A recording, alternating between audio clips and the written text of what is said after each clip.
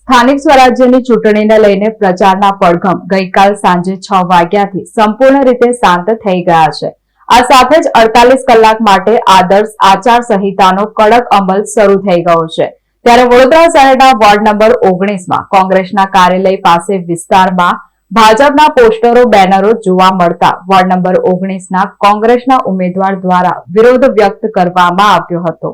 ગુજરાતમાં હવે પ્રચાર પડઘમ શાંત થઈ ગયા છે। સ્થાનિક સ્વરાજ્યની ચૂંટણીને લઈને ગઈકાલ સાંજે 6 વાગ્યાથી પ્રચાર પડઘમ સંપૂર્ણ રીતે શાંત થઈ ગયા હતા। આ સાથે જ મતદાન પહેલાના 48 કલાક માટે આદર્શ આચાર સંહિતાનો કડક અમલ શરૂ થઈ ગયો છે। રાજ્ય ચૂંટણી આયોગના નિર્દેશ મુજબ ઉમેદવારો અને રાજકીય પક્ષો હવે જાહેર સભાઓ, રેલીઓ તેમજ પ્રચાર પ્રસારના તમામ સાધનોનો ઉપયોગ કરી શકશે નહીં। મતદારોને નિષ્પક્ષ અને દબાણમુક્ત વાતાવરણમાં મતદાન કરવા તક મળે તે માટે આદર્શ આચાર સંહિતા લાગુ કરવામાં આવે છે। ત્યારે વડોદરા શહેરના વોર્ડ નંબર 19માં કોંગ્રેસના કાર્યાલય પાસે ભાજપના પોસ્ટરો, બેનરો, ઝંડા જોવા મળ્યા હતા, જેને લઈને વોર્ડ નંબર 19ના કોંગ્રેસના ઉમેદવાર નરેન્દ્રભાઈ જયસ્વાલ અને મનોજ આચાર્ય ઇલેભાઈ દ્વારા ભાજપ સામે વિરોધ વ્યક્ત કરવામાં આવ્યો હતો। જી નરેન્દ્રભાઈ, ગઈકાલથી પ્રચાર ને બધું બંધ થઈ ગયું છે, હવે શું કહેશો? શું કે શેનો વિરોધ છે? હું એની ફર્સ્ટ એથી કહેતો રહ્યો છું કે આ ભાજપ માત્ર દાદાગીરી પર છે અને ચૂંટણી અધિકારીએ જોવું જોઈએ કે અમારા બધા હોર્ડિંગોને બધા ઉતરી ગયા, પણ ભાજપના આજે પણ અમુક વિસ્તારોમાં હોર્ડિંગો, પછી એમના ઝંડાઓ અને એમના હેન્ડબિલો આજે પણ લટકે છે। આજે બપોરના 11:15 વાગ્યા, ગઈકાલે 5 વાગ્યાથી પ્રચાર બંધ થઈ ગયો, તો શું અમને આ અધિકારીઓએ ભાજપને વેચી દીધું છે કે ભાજપના તે અધિકારીઓ ગીરવે મુકાઈ ગયા છે? તો આ કોઈ એક્શન નથી લેતા।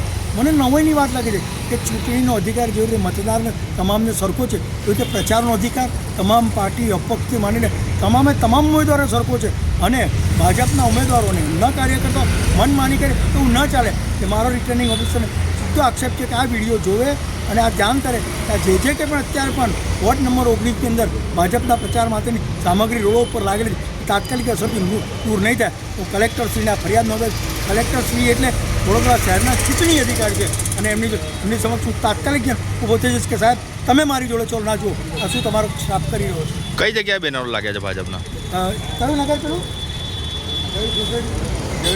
ઝવેરનગરથી માંડીને અંદરના પટ્ટામાં બેનરો લાગે છે અને આ મેઇન રોડ, મોહિનો તરસારીના મેઇન રોડ પર તમે જુઓ ઝંડા અને એમના એ લટકી રહ્યા છે તોરણો। जी मनोज भाई, किस चीज़ का विरोध है? विरोध यही चीज़ का है, जब सरकार ने, इलेक्शन कमीशन ने जब जाहिरात कर दिया था कल 5 बजे तक कोई भी जाहिर में प्रचार नहीं होगा, जो भी नेशनलाइज पार्टी के जो भी बैनर्स, होर्डिंग्स, जो भी एडवर्टाइजमेंट के मटेरियल है वो सब निकल जाना चाहिए। फिर भी ये भ्रष्ट भाजपा की सरकार ने उनके कार्यालय पे अभी भी ये सब लगाया हुआ है, बैनर है, झंडा है, और वो लोग खुलेआम केस डाल के भी प्रचार कर रहे हैं। जो चूंटनी पंच का जो नियम है उसका भी नहीं पालन कर रहे हैं और जाहिर में जनता को जाके अपने वोट के लिए अपील कर रहे हैं। क्या नाम है आपका? मेरा नाम मनोज आचार्य है, वार्ड नंबर 19 का कैंडिडेट, कांग्रेस फर्स्ट से।